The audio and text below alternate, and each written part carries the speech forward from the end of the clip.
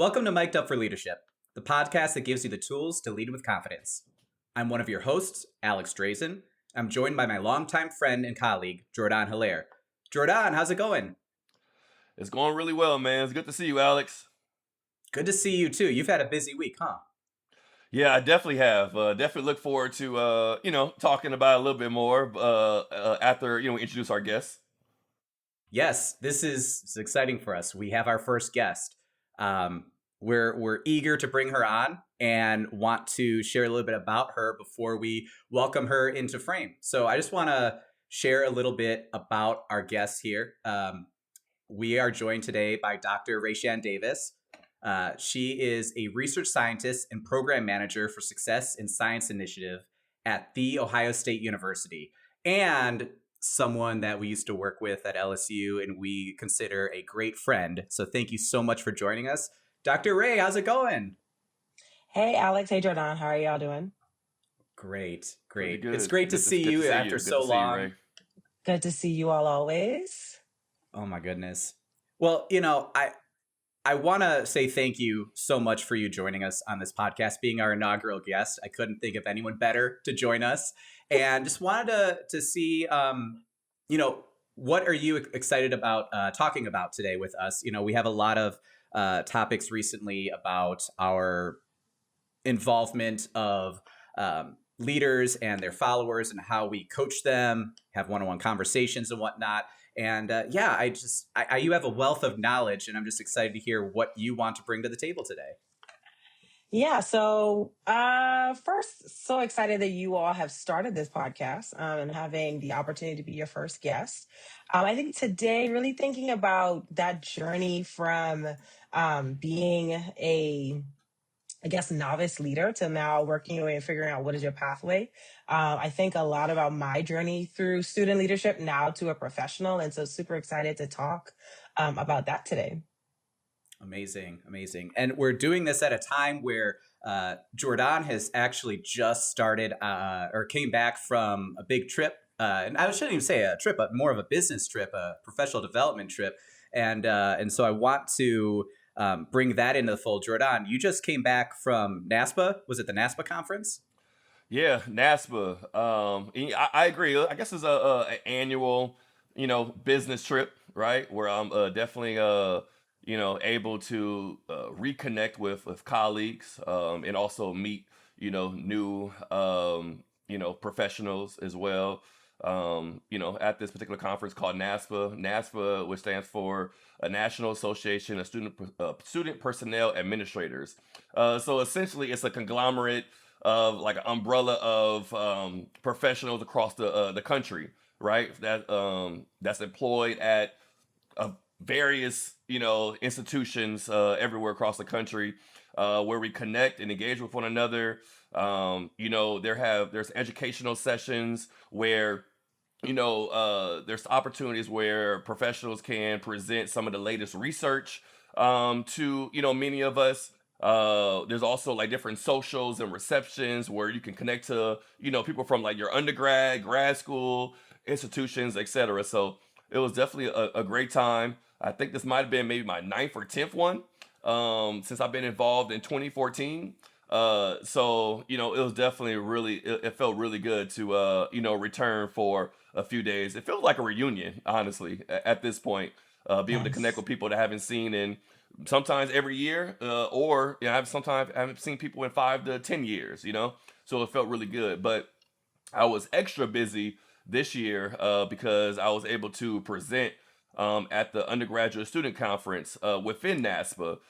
Every year they have a student conference where they welcome, undergraduate students, student leaders from across the country at different institutions to be able to really learn from, well, I should say, connect with other undergrads, right?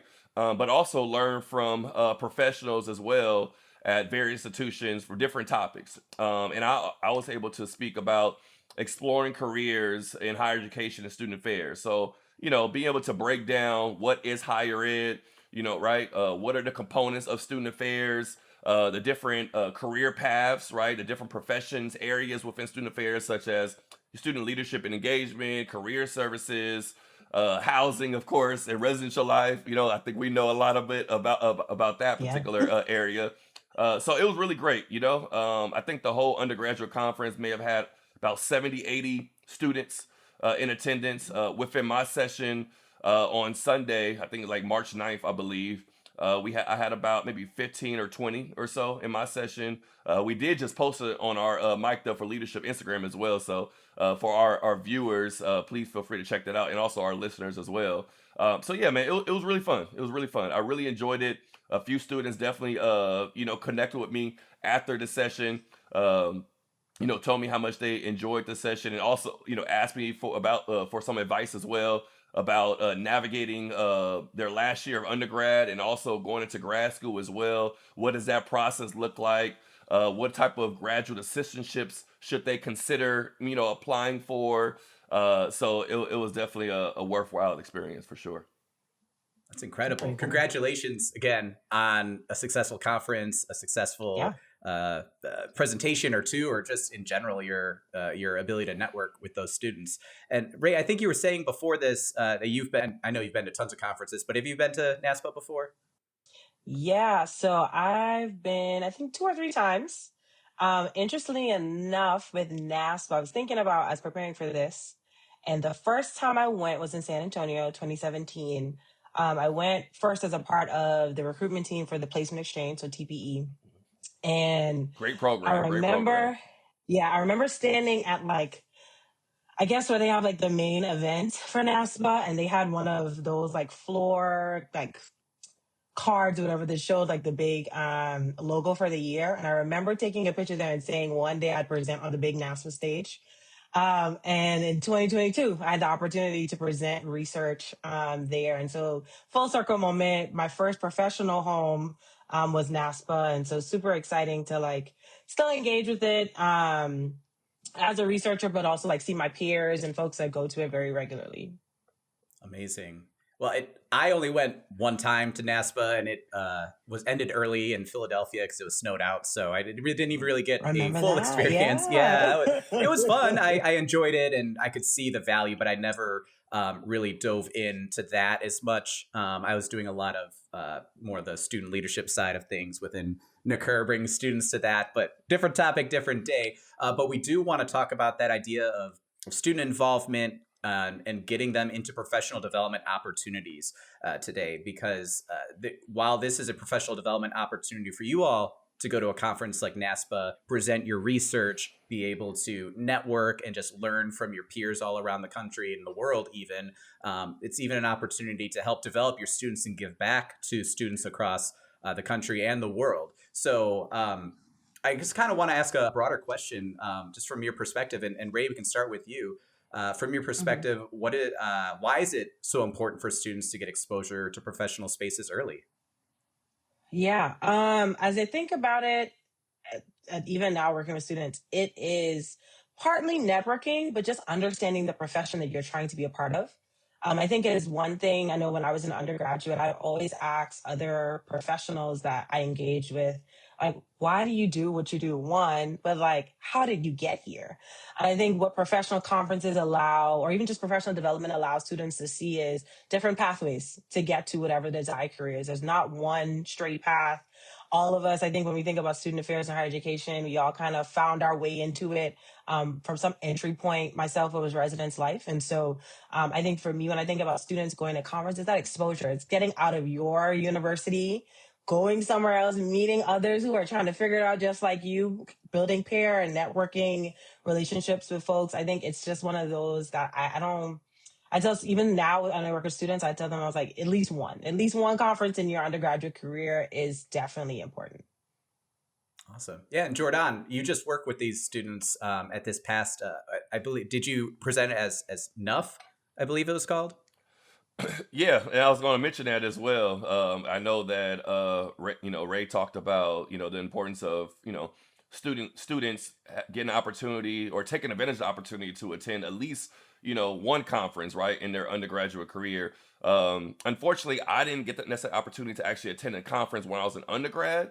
However, I was a member of the NUF program, right? And for those that might be familiar with or not familiar with the NUF program, is actually NASPA Undergraduate Fellows Program. So the conference that or let's say the national organization that we just talked about, NASPA, they actually also have an undergraduate kind of student leadership and training program where they have enough mentors at different institutions, and those mentors also identify, recruit, and select undergraduate students, usually student leaders, right, that have been involved at the institution for at least 1 year, that they may have maybe identify as potential student affairs professional, and they pretty much like take you under their wing, right? And I was actually a NUF fellow, at Cal State Fullerton from 2012 to 2013.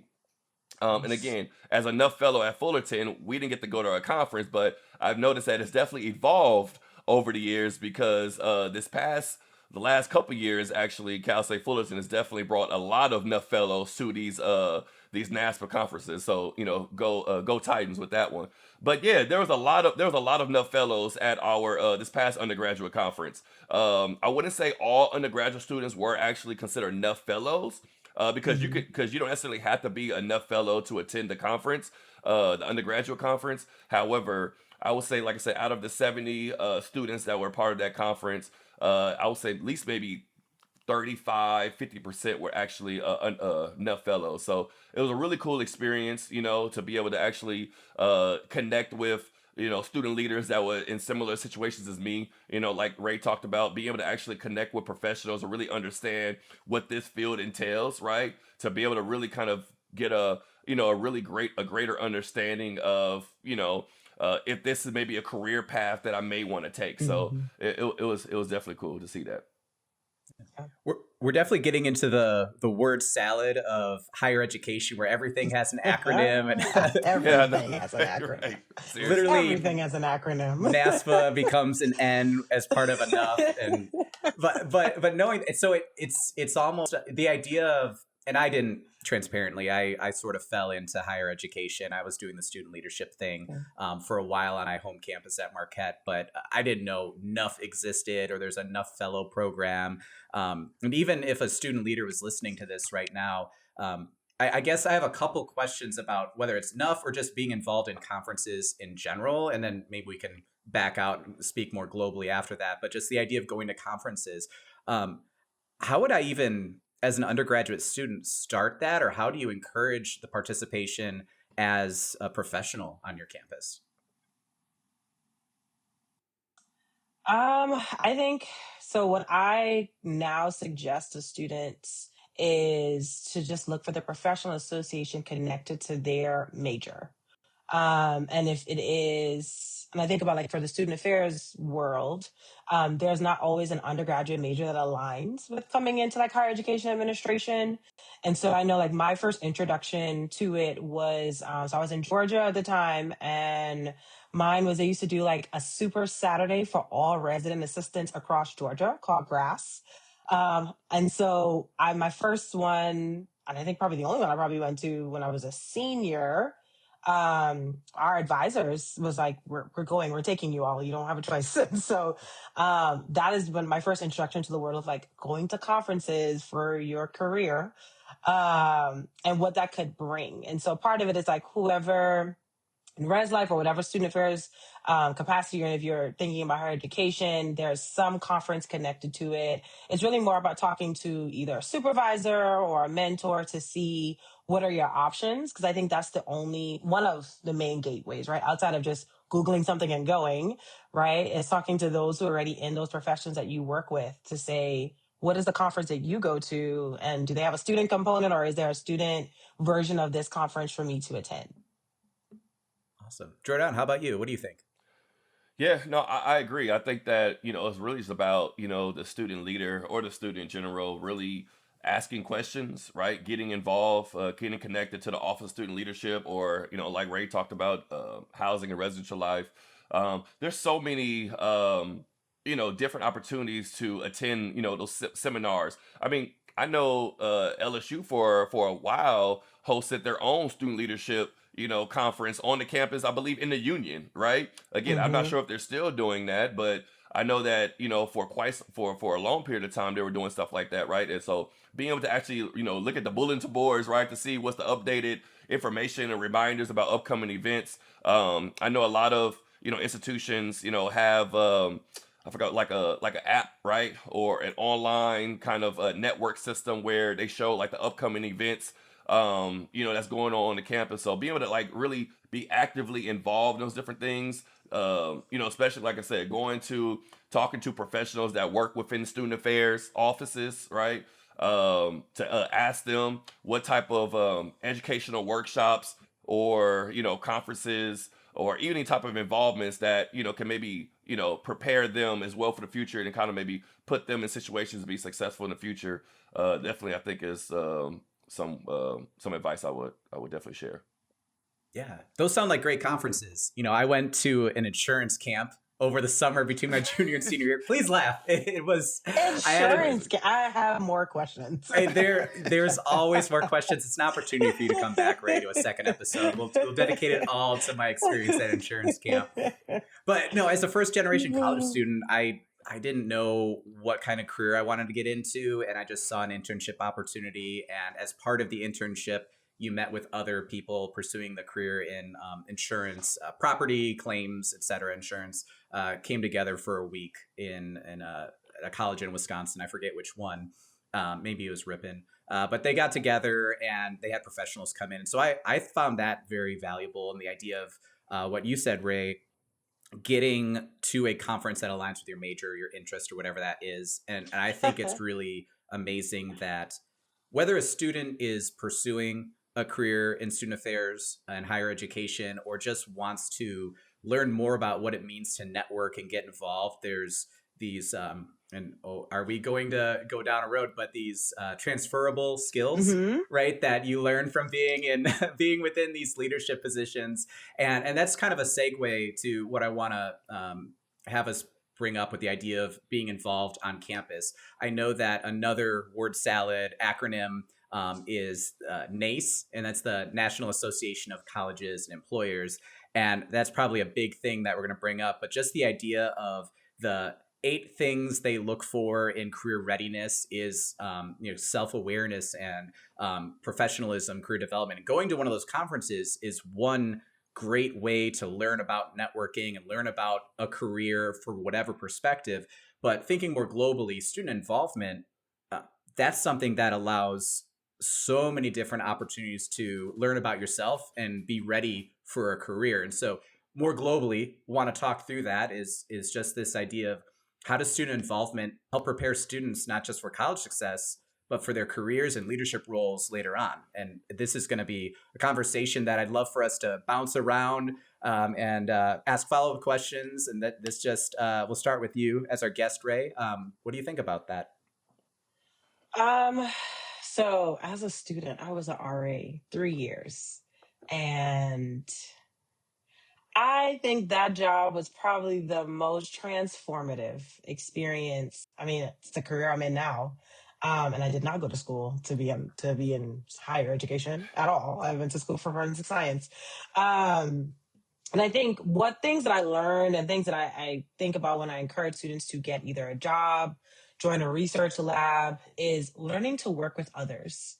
I think that a big part of particularly interactions now are um, online or across the web or a text.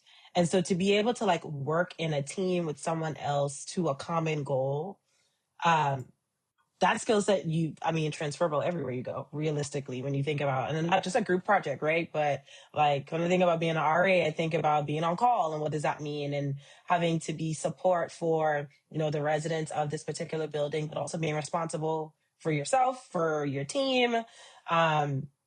I think other things that I think about when I try to get students to engage, or I think about like myself engaging, was like it got me out of my shell. Like I got to meet and still get to meet so many people, be in spaces, opportunities that had I not taken the job that I had, or had I not, put myself out there, I probably would not I don't know where I would be, honestly. I think it's just one of those things where that one decision to be a RA, not fully knowing what that meant.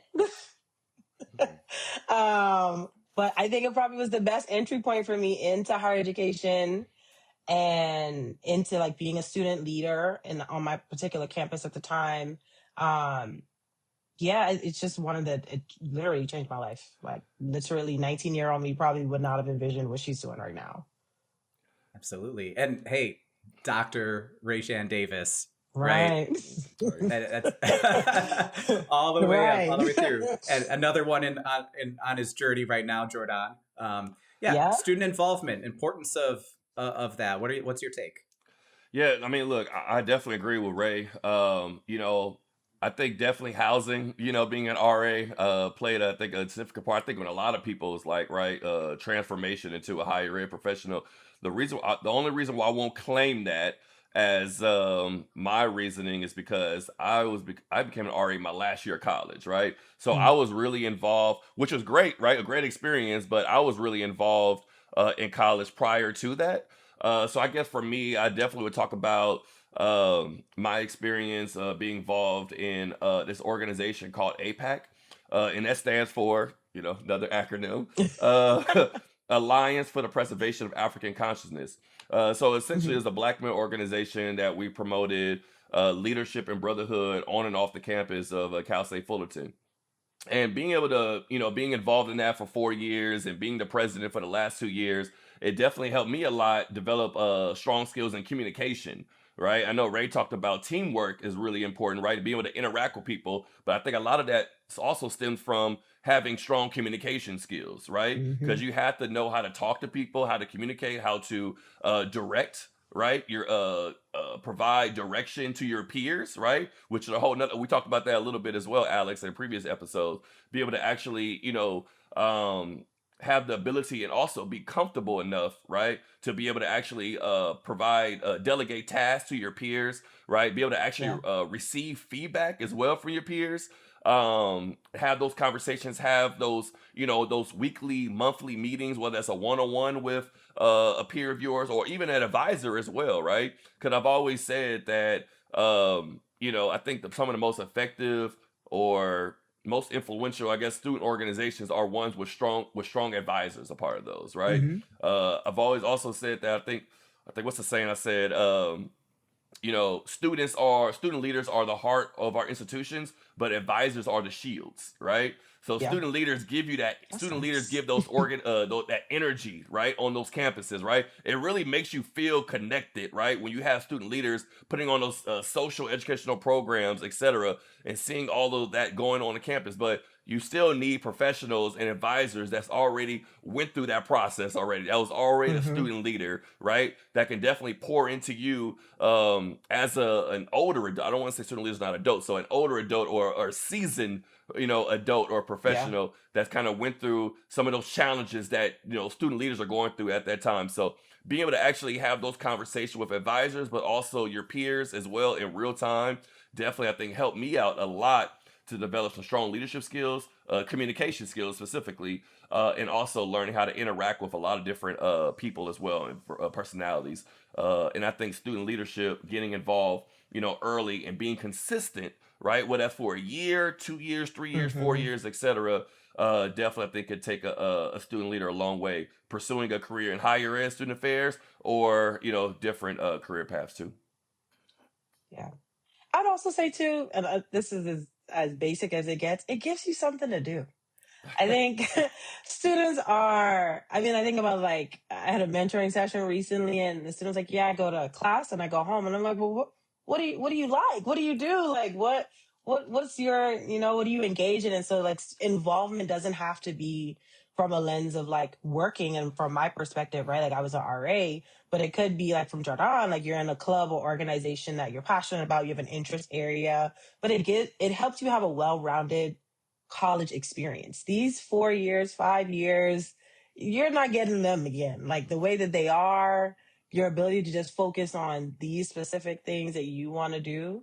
Like this is the time to see like what are my interest areas? What clubs do they have that I might be interested in? Maybe you're really good at pickleball. I don't know. And one day you'll be the president. Like, so it's also something like as basic as giving you something to do with this free time that you have.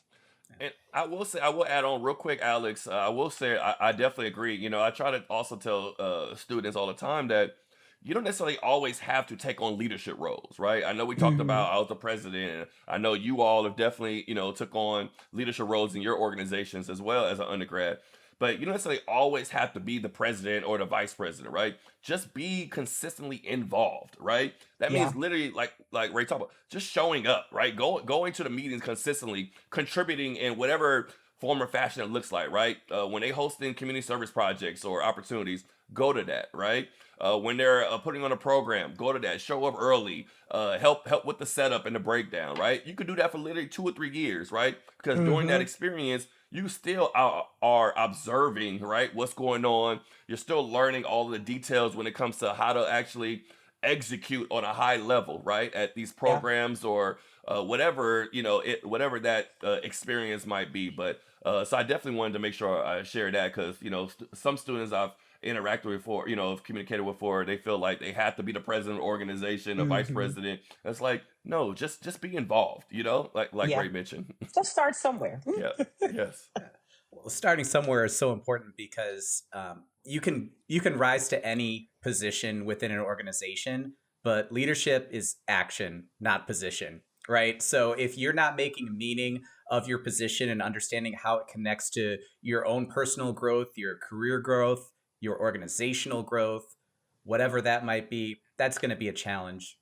But then also understanding that advisors, that critical role being a shield for the organization, but also that touch point to make meaning for those experiences. So it could be that someone keeps showing up and helps set up and take down, and they may be ready for an increased involvement opportunity. And it may be that they should be a president of an organization, or it may be that they should connect with a more unique role or group outside of the one that they're currently in that aligns to their career. And so within that mentorship piece that advisors or you all do within your roles, I'm curious, how professionals can intentionally connect those students with the best involvement opportunities on campus.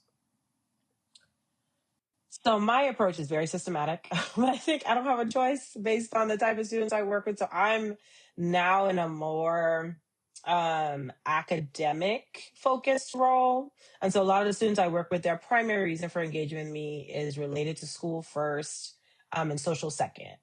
And so my approach has been I do an individual development plan with probably every student that I mentor and just understand what their goals are. But what I challenge them to is a personal goal, and I challenge them to an engagement or an involvement goal. So a lot of times, particularly STEM students, they're like, I'm just trying to get the 4.0, trying to get to med school. I just need to do whatever I need to do to get to med school. And I'm like, you shouldn't have come to me because there's so much more that you can do. And so I really try to think about, okay, what is it that they like and or want to do and figure out what is the best way to get them connected to that. So one of my experiences at LSU, I had a student, he was like, look, I'm not doing research. His goal, honestly, at the time was I want to own a Chick-fil-A. That was his goal. And I said, I think that there's more. Even though I love Chick-fil-A, I think that there's more. And so he was really good at data science. And I said to him, I was like, okay, you don't want to do research, but I do know that this is potentially a career field for you. I said, what we're going to do is we're going to cold email LSU Athletics and we're going to ask them if you can intern for them. And that has turned into him now becoming a data analyst for ESPN. And at the time when I made the suggestion, I was taking a stab in the dark. I didn't know if they would respond. I was prepared to ask anybody who was above me, be like, hey, can you please get this kid this opportunity? But to see how using a tool like that to understand this particular person, it's very individualized, and then figuring out, okay, where can I get them connected that makes the most sense for them? And for me, I was like, when I saw him get that job, I was like, I'm just so proud that you kept with it, right? Not to say that you can't own a Chick-fil-A in the future, because you probably can now, even more so. But recognizing there's just more. There's more that you may want to do. You just don't know how to get to it. And so I'm now very systematic in like how I direct them to what the next thing is. I see myself as a gateway of sorts to the resources because I know who to get to, or I have an idea of how to get to that person, and or department that they need. And so I really think more about it now. It's like, okay, how can I be very strategic but individualized to the students that I'm serving? That's great. Jourdan, what about you? I love that. Um, I mean, I think about, I think institutions, should have a variety of, create a variety of opportunities or systems where, students can get involved in different ways, right? I think about, some colleges where they host like their student organizational fair, right? Or some people call it Mm-hmm. Discover Fest, right? Where, you're hosting these throughout a couple of times a semester where you have as many organizations opt into this opportunity to connect and share out information to students that are just literally walking the quad, right?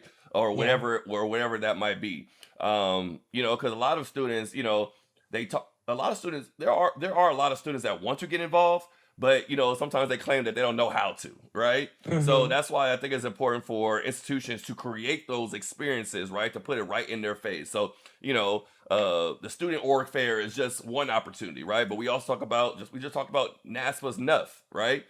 Where, you know, surprisingly, I feel like it's still not as popular as I feel like it should be, right? There's a lot of Mm-hmm. institutions that I personally know that has no idea, one, what NASPA is and what the Nuff program is, right? So being able to honestly work closely with those entities like a NASPA or enough to find ways to create stronger operations and systems to make sure that there are disseminating information about those type of programs, right? To actually build it stronger and stronger, because there are a lot of students out there that wants to get involved. It don't necessarily have to be a higher ed or student affairs organization or program.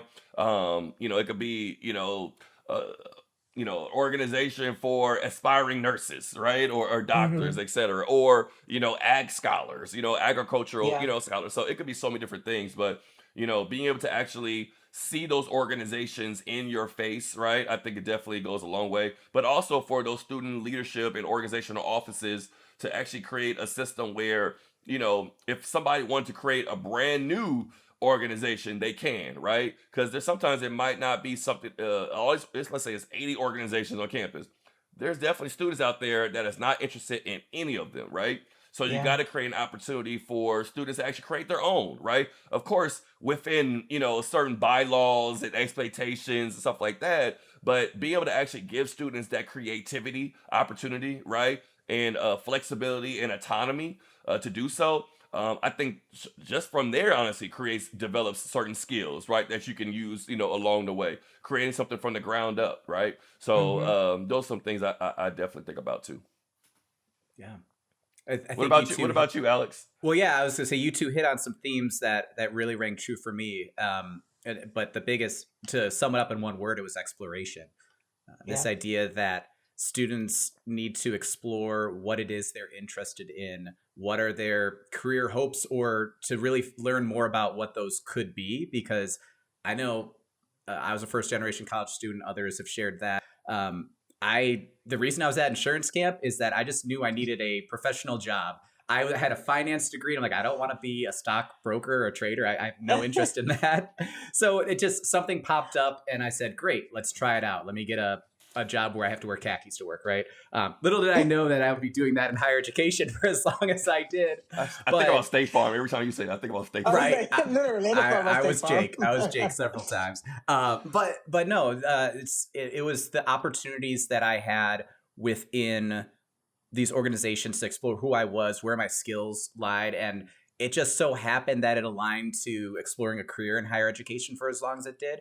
But even within that, I stayed curious, and that's where so many projects related to retention and tracking our success metrics came into this idea of me leveraging those number and data skills that I've had to it. I mean, it was simple, right? I was making pivot tables in Excel, and even, shout out the people that Kate Gannon Cullinan, who actually showed me the pivot table method instead of the way I was doing it. I'm like, oh, this is a game changer, right? But just that analytical mindset that I used actually was able to move me towards a career in data science, data analytics. And so even though higher education was a time that I cherish, and obviously we're working on this podcast to explore leadership in all facets, and I want to make sure that students have the opportunity to explore all pieces of it, whether it is a career in higher education, or that those students, maybe they don't know where to go, and higher education is just sounds good because they enjoy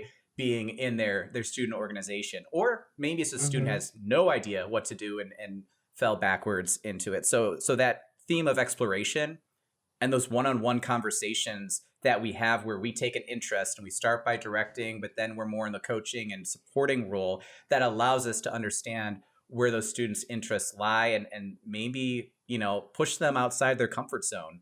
I think that's maybe the pivot point where I'm more curious, is that yes, you have to have a relationship with the students, but how do you get them, Ray, for example, to talk with athletics? I know that you had some connections there, or at least you tried by emailing them, but this student wanted to open a Chick-fil-A. What got them from "you should do this" to them actually interning with athletics?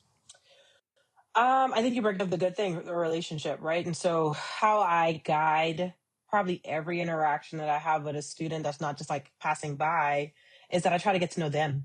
I don't lead my meetings or any engagement with like, let's just get to the agenda at hand. It's like, how are you? You, the human, like, what's going on with you? Because I think part of it is allowing them to take up full space. And so it gives them the understanding that this person cares about not just the grades that I make, and not just, what I want to be when I grow up, but like me today, me right now. And I said, think there was a level of trust that was built, that it was like, okay, she knows what she's talking about. I guess because I have a PhD. And then You know what you're doing, right. No, she knows what she's talking about. And then, but she also like, she's listening to me, right? So she cares enough to know, like for him, for example, I know you don't want to do research. So someone else might have pushed him to still say, hey, you should go try research. Like, just go try it. And it's like, no, because you're not going to enjoy it. You already told me you don't like it. I'm not even going to push. Because I kind of know now as a professional, when a student is already have a path and I just got to help them get down it, versus they're just being resistant for resistance sake. And so I try to lean on that, and it's like, okay, do I need to give a loving challenge like Alex has told me before? Or is it, I just need to help them. I'm just the guide to help them get down the path that they already know that they want to go down. But I do think a big part of it has always been like building some type of rapport with them, because they need to know that you care, right? Enough about them, the human, and not just what they can produce, but it's them just as they walk into your office that day, whether they're having a good day, a bad day, just them. Amazing. Absolutely. Jourdan, what say you? I mean, it's tough sometimes when it comes. I think about like student leaders, because it's a lot of students are really just trying to find their way, in a world or on a campus where there's so much happening at one time, especially as a freshman. And even on, if you want to layer that, right, we talk about first generation, right, students, where they may not have, you know, um, received the information, the knowledge, the support prior to them stepping on campus, right? So when they officially actually get on campus, they're still trying to just figure out, one, if this is the right decision I made, right?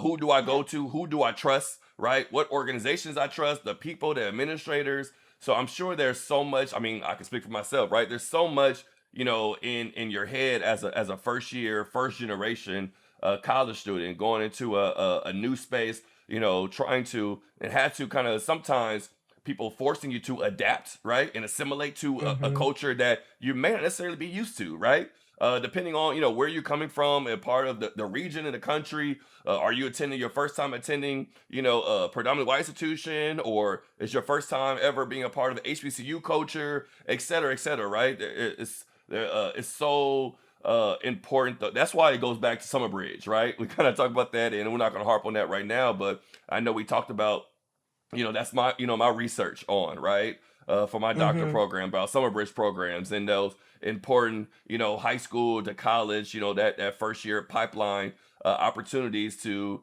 get connected to the campus before your first semester even starts, right? That's why Yeah. it's so critical for, I think, institutions, of course, with the right resources or enough resources and enough, leadership, I guess, investment to create those programs, whether that's a week, 2 weeks, or even 6 to 8 weeks, to make sure Yeah. that, those students are, I wouldn't say fully prepared, but at least introduced, right, to how Mm-hmm. to navigate certain, the campus culture, the community, prior to them actually officially starting when all the other students get on campus, because, it could definitely bring a lot of challenges for sure. Yeah. I think about the scaffolding, that curiosity, because you can be curious about so many different things that are high level, and it can lead to a lot of, I don't want to just label it as anxious thoughts, but worry and trouble and noise that if I'm thinking about my career from day one, it could be seen as a big hurdle where I don't even know what my career is going to be. I don't know what my major is going to be. Mm-hmm. And so we can create some opportunities for students to learn about themselves along the way by being involved in different student organizations or event planning or just being connected in some way. And so I think that's where the advisor, the professional, the you name it on a college campus really plays that critical role to connect them to those opportunities, but also help make meaning, push them when they need to, be a safety net when needed as well, to allow them um, to have a place to recover when they're struggling with something, and obviously remind them about classes being number one, right? But on the flip side, I know that right. I know that for me, I wasn't thinking about my career until it was too late. And so Mm. I think it is a balance of you don't want to force that day one, but also understanding that there are experiences you can start to take in order to explore that a little more intentionally. Um, and whether that is just through an ongoing journaling exercise or just assembling a resume to start and seeing what's on there Yeah. and how that stacks up to the skills you may need for pick 5 different careers you could potentially explore. You don't have to commit to any of them now, but what can you be doing to build that? And I think there's uh, systems in place, obviously partnerships with the career centers on college campuses and professional organizations that do that very well. But I also think that we can find opportunities to help that along a bit more, right? And I think even when doing it less intentionally, we're making a world of difference for those students that we have in our lives. And so I appreciate getting to talk to you all about this topic and hearing about the things that you are doing, the strategies you're taking. Um, Big picture, Jourdan, I want to step back, and I've been looking at the show notes that you put together for this, and I want to see if there was a direction that you wanted to take this, or any other questions you want to bring up before we share some closing thoughts. Yeah, no, I guess I was gonna mention it as well. If we maybe have any, final thoughts, each of us maybe want to share, one or two tidbits of advice, a quote, or anything that's on our heart, with, student leaders or students in general, right, in regards to student leadership development and professional, opportunities. Well, I'll go Jourdan, ahead, Jordan. I'm gonna fill some space here. We want to mind the silence, but Jourdan throws out the. Is there anything in your heart that you want to share right now? And it's so I'm true, like, right? I'm feeling silence, but that's a big question. That's deep. And so I'm thinking about that. I don't know that I have a specific thought in mind. I just want to start by saying that I appreciate the work that you all continue to do on college campuses, right? For me, I found that I was at a career crossroads, and I wanted to do what was best for me and take a step away from higher mhm. education at that time. And I fell into a career that is really allowed me to have, for me, better work-life balance, but also still use the skills that I originally came through as a business major. But I know this work is important. That's why when our conversations on this podcast do go into student development, student leadership, it touches me so much, and wanting to find ways that I can still support that bigger picture mission that I committed to a while back, even if all these opportunities are me falling into it, right? Falling into college as a first gen student, falling into leadership opportunities, because that's what, the students I hung out with, my friends were kind of doing. And so I wanted to be where my friends were. Or then, a mentor along the way said, hey, you'd be pretty good at this, right? Like, just go open up a new res hall at this college. And then all of a sudden, I'm still in a book club with my RAs from all those years ago, right? So it's just it means so much to me. So I just want to share my gratitude. That's really what's on my heart right now. So I appreciate you sharing that. But yeah, I hope I gave you all enough time to think about what you want to share about student involvement, professional development for students on a college campus. Well, if Dr. Davis doesn't mind, I'm going to go next, and so we're going to end it You off could on go. our guests. We're going to end it off on our guests. Is that okay? That works for That's me. okay. More Give time to me some more think. time. Give me some more time. I'm gonna keep it short. I would just say, if student leaders are listening right now, or even the professionals that work close with students, I say just students in general, go for it. Go for it. I know that sometimes college can seem a little intimidating. At times, especially if you're very unfamiliar. What it all entails. Especially if you want to get involved, but you don't know where to start. If you feel like it may be for you or not, but I'll say just go for it. Don't be afraid to ask questions. Get involved. Connect with the faculty on your campus. Connect with the student leadership and engagement offices on your campus. Honestly, connect with as many students, but also professionals as possible. Just get to know people, learn the dynamics of the community. Get involved in the community as well. So yeah, I'll just say go for it. I think there's too many students that are still staying in their rooms, right? Instead of getting involved, right? There's too many students that might go to one organization meeting, but they felt like it was too boring, and right, and they just stopped getting involved entirely. Yeah. But there's so much room for opportunity on college campuses. I talked about earlier. You could create your own, right? If there's an organization that does not interest you on that campus, if there's something that you're really passionate about or interested in, create your own, right? There was a mental health organization it was on the campus I worked at in the past. There wasn't an organization that was focused on mental health and mental wellness, right? So they create their own, right? And it's still thriving to this day, and it's about 6 years, and still consistent now. So there's always a opportunity to create, but also get involved too. So I'll just say, just go for it.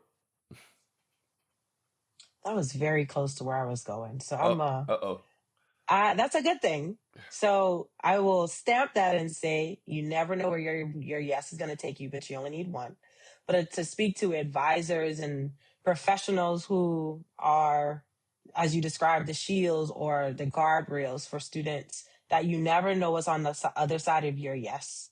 And I think we, in our professions and the work that we do, um oftentimes we, for some people it may feel like a thankless job. For some people it may feel like, I'm not getting through to that student, or you don't know when you get through because they graduated and moved on. But you would be very surprised to know, like, that yes that you gave as a professional to support a student, to advise a student organization, to lead a student conference, like, you don't know the impact that you're having on those students' lives. And there's some great things that come on the other side of that, even when it is taxing, even when it is, and the way I describe it, a labor of love, honestly, in working with students and having our own professional things going on. And I would also say for both groups to get plugged in outside of your campus. I think some of our best connections, our greatest collaborators, greatest colleagues that we can either work with or get supported from are not maybe on our college campus. They may be, the excitement that we feel when we go to a NASPA and we see a friend that we haven't seen all year, but we know for sure we're going to see them at NASPA and we get to have a whole week with them, right? And so I think that's a big part of it for me, is thinking about how are you building that community that surrounds you, not just where you physically are, but in the spaces that you occupy, whether it be on your college campus, your club or organization, the national or regional areas of those, clubs or organizations that you're a part of. Those are key to getting through the entire experience in college as a student. And I think in our professions as professionals, faculty, staff, is really thinking about how do we stay connected to our communities. Well said. This is Absolutely. this was such a treat. I wish we I could love stick that. around for hours and hours more to talk about this. But Dr. Davis, Dr. Raeshan Davis, Ray, our friend, from the bottom of our hearts, we say thank you for joining us today and imparting so much wisdom. Your life perspective, going through so many different roles, and ultimately being in the research space that you are now to support student growth and development. So, where can we keep up with you for the listeners who want to get to know you better, or just like keep up with the work that you do? Anything you'd like to promote right now? Yeah, I mean, I've shared my LinkedIn page, so it's my first and last name. I'm not on social media, though. I should do a better job of that. But I do publish quite frequently, and I update that space quite a bit. And so for me, I am deep in the trenches at The Ohio State. If you ever come there, you can find me there too. But yeah, so I'm in the College of Science there. Awesome. Well, thank you so much for supporting our podcast and coming on. Please, listeners, check out her work at The Ohio State University. And for everyone else, we're excited to hear your feedback on our first guest episode. Hopefully the editing comes together. If there are guests you want to hear about in the future, if you want to see Ray come back and join us in a future episode, I mean, everyone's going to say yes to that, but please let us know. We want to send the kudos and appreciation your way. So we'll be posting this shortly, and hopefully get to hear even more about your journey in future episodes. But for that, we're going to end off the episode here. We went a little long, but that is always a pleasure to do that when we have such a wealth of knowledge in front of us. So until next time, thank you for listening to our episode of Mic'd Up for Leadership. My name is Alex. I'm Jourdan. We'll see you in the next one. Take care.